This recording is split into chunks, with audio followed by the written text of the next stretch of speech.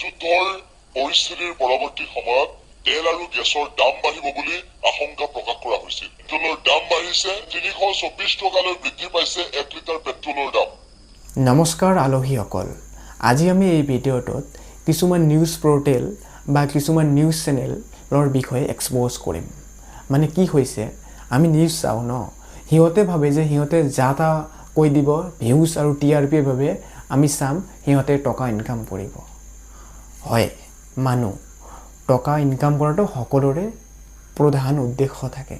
চাই মই যে ভিডিঅ' বনাইছোঁ মোৰো হয়, কৰবাত নহয় কৰবাত হয়, সিহঁতৰো হয়, বা কোনোবা এজন মানুহ যদি দিন হাজিৰা কৰে সিহঁতৰ উদ্দেশ্য টকা ইনকাম কৰা থাকে, সেইটো হয়। কিন্তু প্ৰতিটো বস্তুৰে এটা লিমিট থাকে।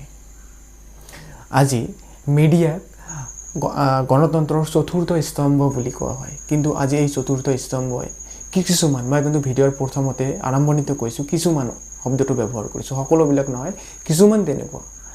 মানে আমাৰ নিচিনা সাধাৰণ দৰ্শকক আকৰ্ষিত কৰিবলৈ এনেকুৱা ধৰণে কথা কৈ দিয়ে বা বজাই দিয়ে, আমি বাধ্য হওঁ চাবলৈ। গোটেইখিনি চোৱাৰ পিছত একেবাৰে লাষ্টত গৈ দেখোঁ যে একো নহয়। তাৰ বহুতো উদাহৰণ আছে। তাতকৈ বেছি ক্ষতিকাৰক এইটো, আজিকালি যদি কিবা অপৰাধমূলক কাম সংঘটিত হয়, নিউজ চেনেলবোৰে ডাইৰেক্ট নাম লৈ দিয়ে, জাতিৰ নাম। ছাপ'জ ক'ৰবা এখন ঠাইত যদি মুছলিম মানুহ বা মুছলিম জাতৰ মানুহ এজনে বেয়া কাম কৰিছে, বেয়া কাম সকলোৱে কৰিব পাৰে, বেয়া মানুহ বেয়া কাম কৰে, বেয়া মানুহৰ কোনো ধৰ্ম নাথাকে। ছাপ'জ এজন মুছলিম মানুহৰ বা ৰহমান আলী অধিকাৰীৰ মানুহ যদি এজনে কিবা বেয়া কাম কৰিছে, ডাইৰেক্ট নিউজৰ হেডলাইন কি বেয়া কাম কৰিছে সেইটো নহয়, মুছলমান ল'ৰা এজনে সেইটো বেয়া কাম কৰিলে। বা তেনেকৈ যদি হিন্দু এজন ল'ৰাই বা ধৰক অধিকাৰী ৰয় এনেকুৱা কিবা হিন্দু এজন ল'ৰাই যদি কিবা এটা বেয়া কাম কৰে, ডাইৰেক্ট লিখি দিয়ে কি হিন্দু ল'ৰা এজনে ইমান ডাঙৰ বেয়া কাম কৰিলে। ভাই, বেয়া কাম অপৰাধী কৰে, বেয়া মানুহ কৰে, তাত মুছলিম নামটো আগত লোৱাৰ কি দৰকাৰ আছিল? তাত হিন্দু নামটো আগত লোৱাৰ কি দৰকাৰ আছে? নিজৰ TRP ভিউজৰ কাৰণে আপুনি যা তা কৰি আছে আপোনালোকে। সাধাৰণ ৰাইজে কি বুজিব? এনেকুৱা বস্তু সাধাৰণ ৰাইজে বেছি দেখাৰ ফলত কি হয়, মেণ্টেলি অলপ বুজা পাইছে ন, কমিউনেল টাইপ আহি যায় সকলোৰে মনত। আপোনালোকে নিজৰ ভিউজৰ বাবে, তাৰপিছত সেইটোতো বেলেগ চাইড, কিছুমান সৰু সুৰা নিউজ থাকে, ইমান বাতৰি কৰাৰ প্ৰয়োজন নহয়, সেইটোকো ইমান ডাঙৰকৈ ঢোল বজাই দিয়ে। মই তাৰ এটা উদাহৰণ আপোনাক আজি মই দেখুৱাম। শেহতীয়াকৈ ইৰাণ, ইজৰাইল, আমেৰিকাৰ যুদ্ধ হৈ আছে, সেইটো আপোনালোক সকলোৱে জানে, যাৰ ফলত তেলৰ দাম বৃদ্ধি হোৱাৰ সম্ভাৱনা আছে বুলি বহুতো নিউজ চেনেলত ওলাইছে। হয়, কিন্তু নহ'ব। ঠিক আছে, আমালোকৰ ইয়াত বৰ্তমান পেট্ৰলৰ দাম কিমান? প্ৰায় 100 টকাৰ কাছাকাছি, 100 টকা লিটাৰ বুলি ধৰি লওক। পাকিস্তানত পেট্ৰলৰ দাম বহুত বেছি থাকে, নৰ্মালিও 200ৰ ওপৰত থাকি যায়, এইটো আপোনালোক সকলোৱে জানে, আমি সকলোৱে জানো। তো স্বাভাৱিক কথা। তো পাকিস্তানৰ এজন মানুহ বেলেগ কৈছে যে তাত নেকি পেট্ৰলৰ দাম 300ৰ ওচৰত গৈছে বা পাৰ হৈছে। ভাই, পাকিস্তানৰ কথা ন, পাকিস্তানত আগৰে পৰা পেট্ৰলৰ দাম 300ৰ ওচৰত থাকে। নিউজ বজাই আছে কি, মই নিউজৰ নাম নল'ম, কাৰোবাৰ ব্যক্তিগত নাম নল'ম, কিছুমান কৈছোঁ। নিউজটো বজাইছে কি আপুনি চাওক। শেহতীয়াভাৱে ইৰাণ যুদ্ধৰ পৰিস্থিতিৰ পৰৱৰ্তী সময়ত তেল আৰু গেছৰ দাম বাঢ়িব বুলি আশংকা প্ৰকাশ কৰা হৈছিল। কিন্তু তেনেকুৱা এটা সময়তে এই মুহূৰ্তত আমি আপোনালোকক জনাব বিচাৰিছোঁ যে 324 টকালৈ বৃদ্ধি পাইছে 1 লিটাৰ পেট্ৰলৰ দাম। পেট্ৰলৰ দাম বাঢ়িছে, 324 টকালৈ বৃদ্ধি পাইছে। পেট্ৰলৰ দাম বাঢ়িছে, 324 টকালৈ বৃদ্ধি পাইছে পেট্ৰল। বা এইটো অসমৰ নিউজ চেনেল হয় ন, আমি কি ভাবি ল'ম? সাধাৰণ মানুহ কি ভাবি ল'ব? অসমত দাম বাঢ়িছে, অসম বাদে দিয়ক, ভাৰতবৰ্ষৰ ক'ত বা দাম বাঢ়িছে, দিল্লী, মুম্বাই, পাঞ্জাৱ, হায়দৰাবাদ ন। ভিডিঅ'টো টোটাল আছে, ৰ'ব, 5 মিনিট 22 ছেকেণ্ডৰ ভিডিঅ'। ছ'চিয়েল মিডিয়াত সেই নিউজ চেনেল পৰ্টেল কল কি কয় মই নাজানো, আপলোড কৰিছে 5 মিনিট 22 ছেকেণ্ড, প্ৰায় 5 মিনিট 35 ছেকেণ্ড। সেইটো অকল সেই ঢোলটোৱে বজাই আছে যে পেট্ৰলৰ দাম বাঢ়িছে, এজন মানুহে কৈছে 300 টকা পাৰ হৈছে পেট্ৰলৰ লিটাৰ।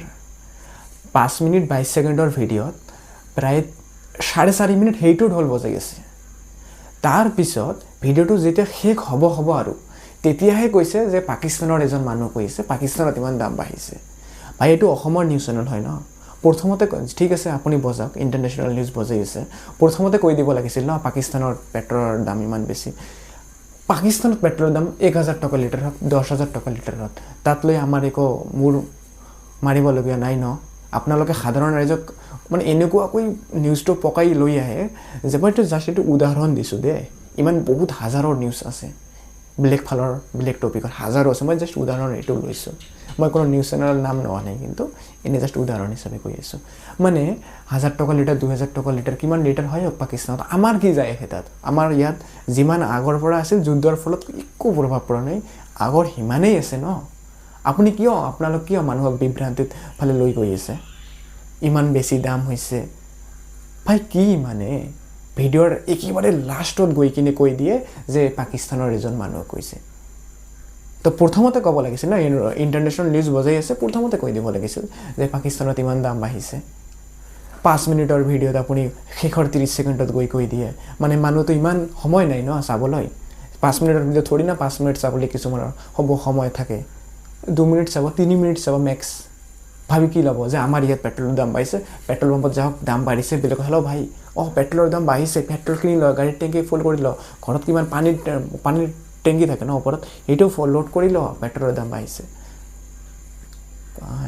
তো মানে গণতন্ত্ৰৰ চতুৰ্থ স্তম্ভ বুলি সংবাদ মাধ্যমক কোৱা হয় তো সেই সংবাদ মাধ্যমৰ সকলোবিলাক নহয় বহুত চেনেল আছে বহুত পৰ্টেল আছে ভাল ভাল বাতৰি বনায় কিছুমান এনেকুৱা মানে নিজৰ স্বাৰ্থৰ বাবে সেইটো টকাৰ বাবে যাতে মানুহ বেছিকৈ চায় বেছিকৈ ভিউজ আহে ধৰ্ম হিন্দু মুছলিম ইমান দাম বাঢ়িছে পেট্ৰলৰ দাম বাঢ়িছে তাত এনেকুৱা হৈছে মানে সমাজখনক কোনফালে লৈ গৈছে আপোনালোকে ভাল নিউজ বনাওক না আৰু আমি সাধাৰণ ৰাইজ আজিকালি এনেকুৱা হৈছে ন প্ৰত্যেকটো বাতৰি কিবা এটা নিউজ পৰ্টেলত চালে সেইটো বিশ্বাস কৰিবলৈ বৰ টান এইটো সঁচানে মিছা তাক প্ৰুভ কৰিবলৈ বা আমি জাজমেণ্ট কৰিবলৈ বহুত 10 মিনিট 15 মিনিট বেলেগ নিউজ খুচৰি থাকিব লাগে নহ'লে কি ভুলভাল নিউজ বজাই দিয়ে আমি ভুলভাল নিউজটো সঁচা বুলি ভাবি লৈ মানে কি ক'ম আৰু কোনফালে গৈ আছে সেইবোৰ আমি বুজিবই নোৱাৰোঁ ঠিক আছে আজি ভিডিঅ' ইমানেই তো আপোনালোকৰ যদি একমত নিশ্চয় সৰুকৈ কমেণ্ট কৰি দিব আজিলৈ ইমানেই জয় অসম